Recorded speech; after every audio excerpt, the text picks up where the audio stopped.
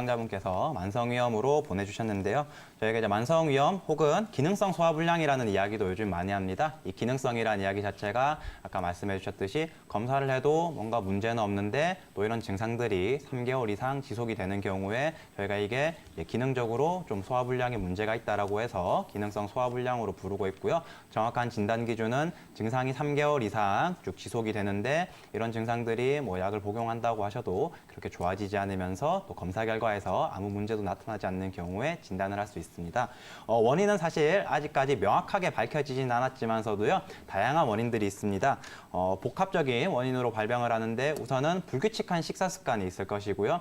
불규칙적으로 뭐 식사를 띄엄띄엄 하시거나 걸으시거나 내지는 폭식 이런 습관을 가지시는 분들 같은 경우에는 발생하기가 쉽고요. 또 술이라든지 담배 흡연이라든지 혹은 카페인을 과다 섭취하시는 경우에도 위장에 문제를 발생시키면서 이런 증상들이 나타날 수가 있습니다. 또 스트레스를 받으시는 경우에도 당연히 이런 증상들이 나타날 수 있는데요. 특히 소화 기능에 있어서 스트레스는 굉장히 안 좋은 영향을 미칩니다. 다들 경험해 보셨겠지만서도 불편한 자리 혹은 내가 정말 화가 나거나 우울할 때 다 식사 즐겁게 하고 밥 잘 넘어가고 그런 사람들은 아무도 없거든요. 그렇기 때문에 스트레스를 많이 받으시는 경우 또 꾸준히 받으시는 경우에도 이런 기능성 소화불량이 나타날 수 있습니다. 그리고 이제 한국 사람들 같은 경우에 뭐 다른 나라보다에 비해서는 좀 짜고 맵고 자극적인 음식들 좋아하시는 경우들이 있는데요. 이렇게 맵고 짜고 자극적인 음식들을 좋아하는 경우에도 기능성 소화불량이 발생을 할 수가 있습니다. 그렇다면은 저희가 기능성 소화불량의 한방 치료에 대해서 말씀을 좀 드려볼까 하는데요. 기능성 소화불량의 한방 치료는요, 크게 한약 치료와 침 치료로 나눌 수 있습니다. 과거에는 이런 곳에 대해서 연구가 별로 없었는데 최근에는 연구가 많이 이루어지면서요, 일본의 소화기내과 가이드라인에서는 기능성 소화불량의 치료에 한약들, 뭐 육군자탕이라든지 내지는 다른 처방들을 사용하도록 권유를 하고 있습니다. 또한 이런 처방들은 위장관의 운동성을 향상시키고요. 쉽게 말하면은 운동성을 향상시키고 소화 기능도 높이고 또 다양한 증상들을 개선하기 때문에 도움을 많이 줄 수가 있습니다.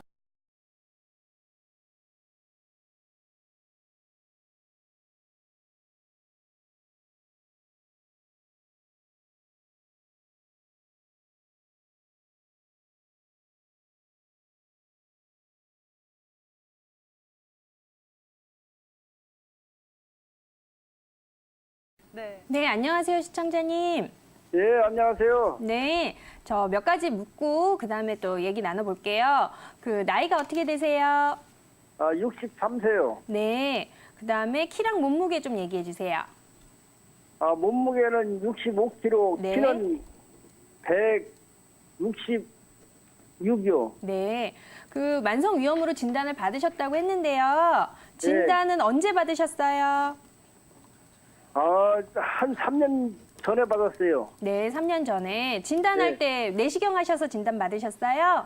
예, 예. 네, 그러면 3년 동안 증상은 어떻게 됐어요? 좀 좋아지셨어요? 더 나빠지셨어요? 아니면 비슷하세요? 거기서 약을 계속 한 2년 동안 대먹다가요. 병원에서. 네. 그래도 안 좋아지길래 약을 끊고 그냥 또 커피 같은 거 안 먹고 그러다가서 이제는 가만히 생각하니까 저거 있잖아요. 느릅나무 뿌리. 네. 느릅나무 뿌리하고 계피하고 생강하고 그 삶아서 계속服용하니까 좀 소화는 잘 되더라고요. 네. 그러고서 이제 그냥 그때보다 소화는 잘 되길래 약을 안 먹고 그걸로 그냥服용하고 있어요. 네. 그러면 지금 소화 불량은 없으시고 오히려 더 잘 되시는 편이라는 거죠?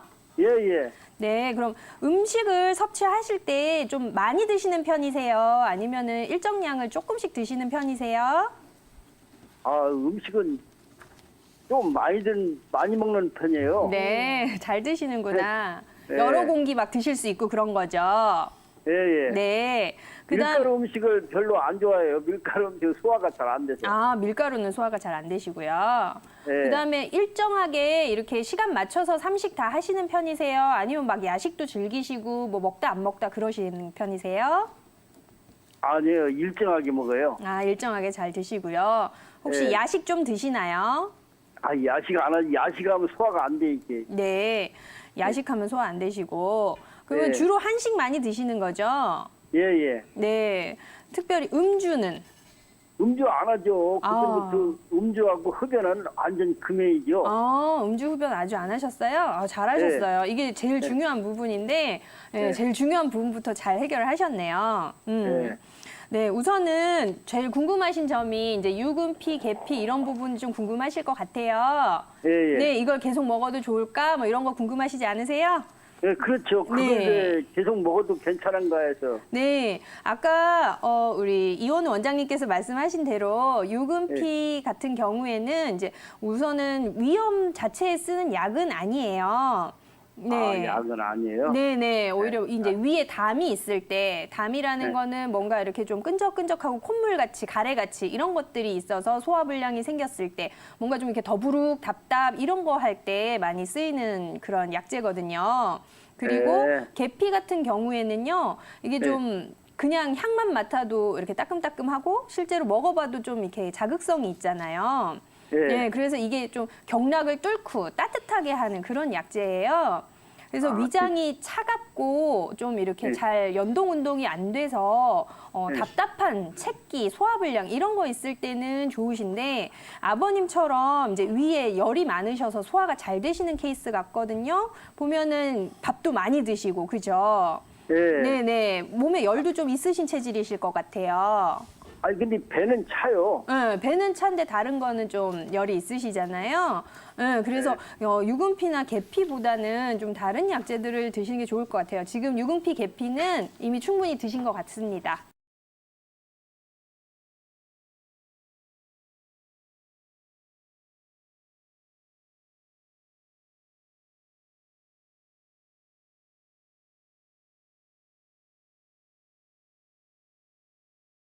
일반적으로 이제 기능적인 문제들을 이야기합니다. 그렇기 때문에 이 양반이 내시경 검사를 했을 때 뚜렷하게 나오지 않거나 아니면 이제 미란성 그러니까 살짝 이렇게 좀 벗겨진 정도의 염증만 나타나는 경우. 하지만 이제 본인은 매우 불편함을 갖다 호소를 하시는 경우들이 많습니다.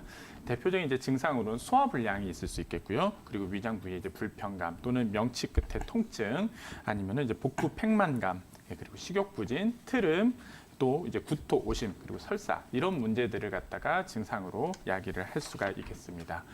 이것에 대한 이제 한의학적 원인은 여러 가지가 있을 수 있는데요. 아까 이제 이원우 원장님께서 말씀하셨던 대로 이제 스트레스, 즉 한방에서 이제 칠정을 갖다가 먼저 좀 꼽을 수 있겠습니다. 아무래도 스트레스를 받게 되면은 부교감 신경이 이제 제대로 움직이지 못하고 교감 신경이 항진되기 때문에 소화기의 운동성이 떨어질 수밖에 없겠죠. 이런 것이 계속 거듭됐을 때 만성 위염을 갖다가 일으킬 수 있겠고요.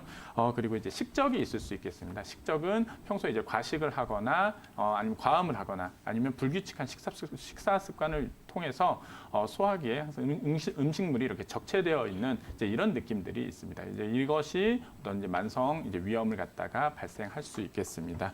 또한 이제 기허나 담음처럼 소화기 운동성이 저하된 그래서 소화기가 제대로 움직임을 할 수 없기 때문에 문제가 생기는 경우들이 있습니다. 이런 경우에는 이제 복부 팽만감이라든지 아니면 변비 아니면은 또 설사 이런 문제들을 갖다가 같이 가져올 수 있겠습니다.